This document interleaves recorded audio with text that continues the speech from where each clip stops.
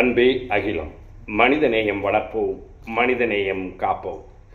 என் உணர்வின் உணர்வான ஆத்மநேய மனிதநேய உறவுகளுக்கு வணக்கங்கள், வாழ்த்துக்கள். உங்களோடு இந்த உரையாடலை நான் தொங்குவதின் நோக்கம் என்னவென்றால், நமக்கு வாழ்க்கை என்ற ஒரு பாதை இருக்கிறது. அந்த பாதையில் நாம் பயணிக்க ஒரு அரசாங்கம் இருக்கிறது. அந்த அரசாங்கம் சட்டத்தின் பார்வையிலே கட்டமைக்கப்படுகிறது.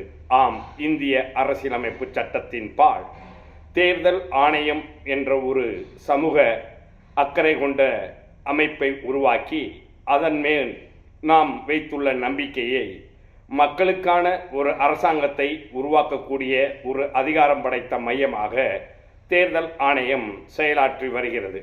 அந்த தேர்தல் ஆணையத்தின் மேலான பார்வையின் கீழ் நமக்கான வாழ்வியல் ஆதாரங்களை தீர்மானிக்கக்கூடிய ஒரு அரசாங்கத்தை உருவாக்கக்கூடிய ஒரு நன்னாளை உருவாக்குகிறார்கள். அந்த நாள்தான் தேர்தல் என்று அனைவராலும் சொல்லப்பட்டு 1952ஆம் ஆண்டு முதல் இன்று வரை தொடர்ந்து நம் நாட்டில் பல தேர்தல்கள் நடந்து வருகிறது. மாநில அளவில் சட்டமன்ற தேர்தலும், தேசிய அளவில் மக்களவை தேர்தலும், கிராமப்புறங்களில் பஞ்சாயத்து தேர்தல்களும், நகர்மன்றங்களில் வார்டு உறுப்பினர் தேர்தல்களும் நடத்தப்படுகிறது. இந்த தேர்தல்களில் முக்கியமாக கருதக்கூடியது மக்களின் வாழ்க்கையின் தரங்களை உயர்த்தவும் பாதுகாக்கவும் என்ற விஷயம்தான் இந்த தேர்தலின் நோக்கம். இந்த தேர்தல் எதற்காக நடத்தப்பட்டு கொண்டு இருக்கிறது என்பதை நாம் தெள்ளத் தெளிவாக உணர வேண்டிய காலகட்டங்கள். இன்று அரசியலும் அரசியல் பதவிகளும் எளிதாக கிடைத்துவிடும் என்று எண்ணிக்கொண்டு சில பேர் சில விதங்களில் சில முயற்சிகளை மேற்கொள்கிறார்கள். நாடும் வீடும் நலம் பெற வேண்டும், நல்லதோர் ஆட்சி அமைந்திட வேண்டும் என்பதில் வாக்காளர் பெருமக்கள் கவனமாக இருக்க வேண்டும் என்பதுதான் இந்த வீடியோவின் முக்கியமான நோக்கமாகும். அன்பு உறவுகளே, நாம் ஒரு ஜனநாயக கட்டமைப்பு என்ற ஒரு மிகப்பெரிய ஜனநாயக நாட்டில் வாழ்ந்து வருகிறோம். தற்போது தமிழகத்திலே நடைபெற உள்ள தேர்தல் தான் சட்டமன்ற தேர்தல். கடந்த 5 ஆண்டுகளாக ஒரு அரசாங்கம் நடந்திருக்கிறது. அந்த அரசாங்கம் மக்களுக்கு என்ன செய்திருக்கிறது? நாட்டில் பொருளாதார வளர்ச்சி இருக்கிறதா? மக்களுக்கு பாதுகாப்பு இருக்கிறதா? மருத்துவம் சரியான முறையில் வழங்கப்பட்டதா? கல்விகள் மேம்படுத்தப்பட்டதா? சுகாதாரங்கள் சரியான முறையில் அனைவருக்கும் கிடைத்ததா? என்று பல கேள்விகளுக்கு எந்த விதமான விடைகளும் முழுமையாக நமக்கு கிடைக்கவில்லை. காரணம், சமூகத்தில் வன்முறைகளும் சட்ட சீரழிவுகளும் ஏற்பட்டு கொண்டே இருக்கிறது என்பதை இன்றைய அளவிலும் நாம் காண்கிறோம். அன்பு உறவுகளே, இந்த அரசாங்கத்தை உருவாக்கியது நாம் தான். இவ்வளவு பெரிய துயரங்களையும் இவ்வளவு பெரிய பொருளாதார இழிவுகளையும் இன்று தமிழகம் 10 லட்சம் கோடி கடனை பெற்றிருக்க காரணமாக இருப்பதும் நமக்கான வாக்குகளை செலுத்தியதின் விபரீத விளைவுகள்தான் என்பதை நாம் மறந்துவிடக்கூடாது. அன்பு உறவுகளே, மீண்டும் மீண்டும் நாம் செய்யும் ஒவ்வொரு தவறுகளும் நேரடியாக நம்மைத்தான் பாதிக்கும் என்பதை மறந்துவிடக்கூடாது. ஓட்டுக்கு பணம் தருவார்கள், பாத்திரம் தருவார்கள், நகை தருவார்கள், அனைத்தும் செய்வார்கள். அவை அனைத்தும் அவர்களது சொந்த பணம் இல்லை என்பதை நீங்கள் உணர்ந்து கொள்ள வேண்டும். நம் மீது சுமத்தப்படும் வரியாலும் வரி பணத்தாலும் நமக்கான தேவைகளை பூர்த்தி செய்வதாக கூறி ஏமாற்றக்கூடிய ஒரு வேஷம்தான் இந்த முயற்சிகள் எல்லாம். அன்பு உறவுகளே, கருத்தில் கொள்ள வேண்டிய விஷயம், வருகின்ற சட்டமன்ற தேர்தலின் நோக்கம் என்ன என்றால், நல்ல ஒரு தலைமையை உருவாக்க வேண்டும் என்று வாக்காளர்களாகிய நாம் அறிய வேண்டும், புரிய வேண்டும், தெளிய வேண்டும். இப்போது வேட்பாளர்களை தேர்வு செய்து கொண்டிருக்கக்கூடிய காலகட்டமாக இருக்கிறது. களத்திலே முதல்வராக தகுதி உடையவர் யார்? மக்களை நன்னெறிகளின் மூலமாக, நல்லாட்சி மூலமாக வழிநடத்தக்கூடிய வலிமை படைத்த சிந்தனையான, மக்கள் மீது அக்கறை கொண்ட முதல்வராக இருக்கக்கூடிய தகுதி உடைய நபர் யார் என்று நாம் தீர்மானிக்க வேண்டிய கட்டாயத்தில் இருக்கிறோம். அந்த அதிகாரம் நமக்கு மட்டுமே உள்ளது. நாம் செலுத்தும் ஒவ்வொரு வாக்குகளும் நம் வாழ்க்கையின் எதிர்காலத்தையும் நம் சந்ததிகளின் நிகழ்காலத்தையும் மாற்றி அமைக்கக்கூடிய ஒரு மிகப்பெரிய விஷயம் என்பதை நாம் மறந்துவிடக்கூடாது. தற்போது நாட்டில் பாதுகாப்பற்ற தன்மை, போதைப்பொருள், குடும்ப உறவுகளில் சிதைவு, சமூக ஒற்றுமையில் சிதைவு, போராட்டம், அனைத்து துறைகளிலும் போராட்டம். எப்படி ஒரு நாடு அமைதியாக இருக்க முடியும்? எதை எடுத்தாலும் மக்களுக்கான பாதுகாப்பற்ற தன்மைதான் இருந்து கொண்டு இருக்கிறது என்று தெள்ளத் தெளிவாக தெரிகிறது. ஒரு விளம்பர அரசாங்கத்தை நாம் உருவாக்கிவிட்ட காரணத்தால் அந்த அரசாங்கம் தங்களை விளம்பரத்தின் மூலமாகவே தாங்கள் மிகப்பெரிய சாதனை செய்ததாக சொல்கிறார்கள். அன்பு உறவுகளே, இன்று தமிழக மக்களின் தலையின் பேரிலே சுமார் அரசாங்கம் 10 லட்சம் கோடி சுமையை சுமத்தி இருக்கிறது. இந்த சுமையை நாம் எப்படி செலுத்த முடியும்? நாளொன்றுக்கு சுமார் 200 கோடி ரூபாய் நாம் வட்டியாக கட்ட வேண்டிய நிலையில் இருக்கிறோம். அப்போது மாதக்கணக்கு, ஆண்டு கணக்கு, 5 ஆண்டு கணக்கு என்றால் அத்தனைக்கும் நம்மீது சுமத்தப்படும் வரிதான் முக்கியமாக இருக்கும். நாம் எதை தொட்டாலும், எதை வாங்கினாலும், எதை பார்த்தாலும் வரி என்ற சூழ்நிலையில் இன்று மிகப்பெரிய அளவிலே நாம் பாதிக்கப்பட்டிருக்கிறோம். அன்பு உறவுகளே, இதற்கு ஒரே தீர்வு. என்ன வேண்டும், என்ன செய்ய வேண்டும், எப்படி செய்ய வேண்டும் என்று சிந்திப்பதை விட நாம் என்ன செய்தால் இது மாற்றத்துக்குரியதாக இருக்கும் என்பதை யோசித்து செயலாற்ற வேண்டும். வாக்கு செலுத்துவது நம் கடமை. அந்த வாக்கு யாருக்கு செலுத்த வேண்டும் என்பதுதான் நம் சிந்தனையின் மிகப்பெரிய முக்கிய காரணமாக இருக்கிறது.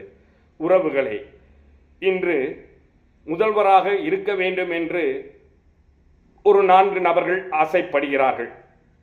குறிப்பாக முன்னாள் முதல்வர் எடப்பாடி பழனிசாமி அவர்களும், இந்நாள் முதல்வர் ஸ்டாலின் அவர்களும், சினிமா துறையில் இருந்து வருகை தந்திருக்கும் விஜய் அவர்களும், நாம் தமிழர் சீமான் அவர்களும் இதில் முக்கிய பங்காக முன்னிலைப்படுத்தப்படுகிறார்கள். அன்பு உறவுகளே, இன்று இவர்களில் 4 நபர்களில் எவர் நமக்கான முதல்வர் என்று தேர்வு செய்ய வேண்டும்? தேசியத்தோடும் ஒரு மாநிலத்தின் வளர்ச்சிக்காக இணைந்து பாடுபடக்கூடிய சிந்தனை உடைய கருத்தாளமிக்க தலைவராக இந்த நால்வரில் யார் என்று நாம் எண்ணி பார்த்தோம் என்றால், தற்போது எதிர்க்கட்சி தலைவராக இருக்கக்கூடிய எடப்பாடி பழனிசாமி அவர்களின் 2017 to 2021 வரை அவர் செய்த நிர்வாகங்கள் எப்படிப்பட்டது, எந்த சூழ்நிலையில் அந்த நிர்வாகத்தை அவர் செய்தார் என்று எண்ணி பார்த்தபோது, அவர்தான் கடந்த 5 ஆண்டுகளில் நமக்கான ஒரு அரசியலில் அதிகாரத்தை சரியாக பயன்படுத்திய ஒரு நிர்வாகியாக நமக்கு தெரிய வருகிறது. அதன் பின் வந்த இந்த 5 ஆண்டுகளில் ஸ்டாலின் அவர்கள் என்ன சாதித்திருக்கிறார் என்பதை நாம் அனுபவபூர்வமாக பார்த்துவிட்டோம். மூன்றாவதாக அன்பு சகோதரர், நாம் தமிழர் ஒருங்கிணைப்பாளர் சீமான் அவர்கள் போராட்டம், பேச்சு என்று இனவாத அரசியல் நடத்தி கொண்டிருக்கிறார். இங்கு மனிதத்தையும் மனித நேயத்தையும் முன்னெடுத்து சொல்லக்கூடிய ஒரு அரசாங்கம் நமக்கு தேவை என்பதை உணர வேண்டும். நடிகர் விஜய் அவர்கள் சினிமா வசனம் பேசி இளைஞர்களை தவறாக வழி நடத்துகிறார். அவரது அரசியல் ஆசை என்பது அரைவேக்காட்டுத்தனம்.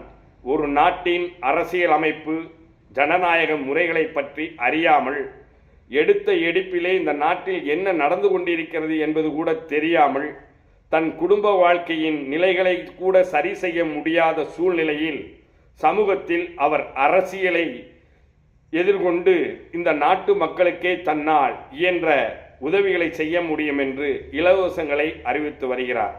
வரியற்ற ஒரு அரசாங்கம் உருவாக வேண்டும் என்றால் அதற்கு வலிமையான சிந்தனை உடைய ஒரு தலைமை வேண்டும்.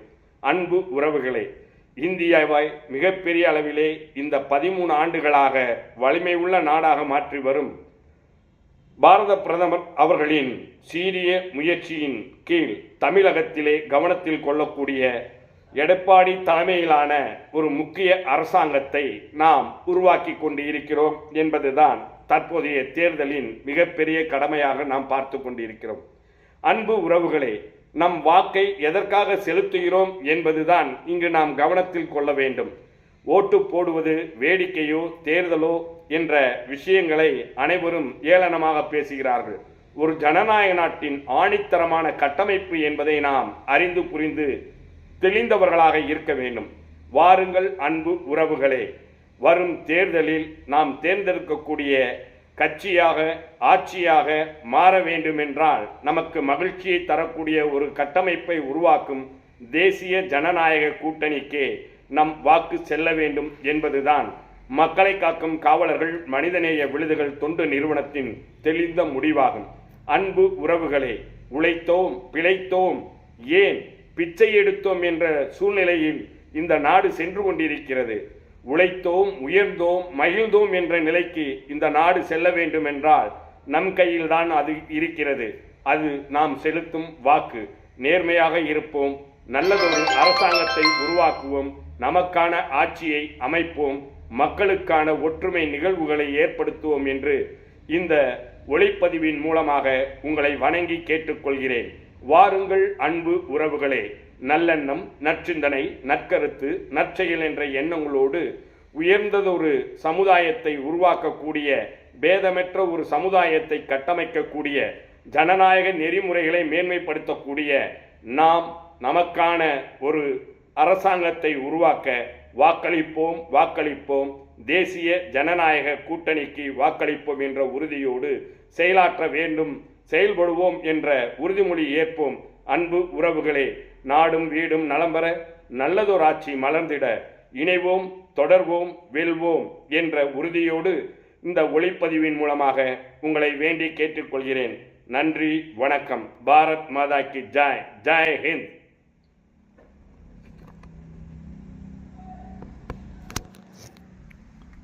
சொல்லுங்க பிரதர். இவர் முருகன் சார் இந்த எடப்பாடி வர போயிருக்காரு. சரி சரி சரி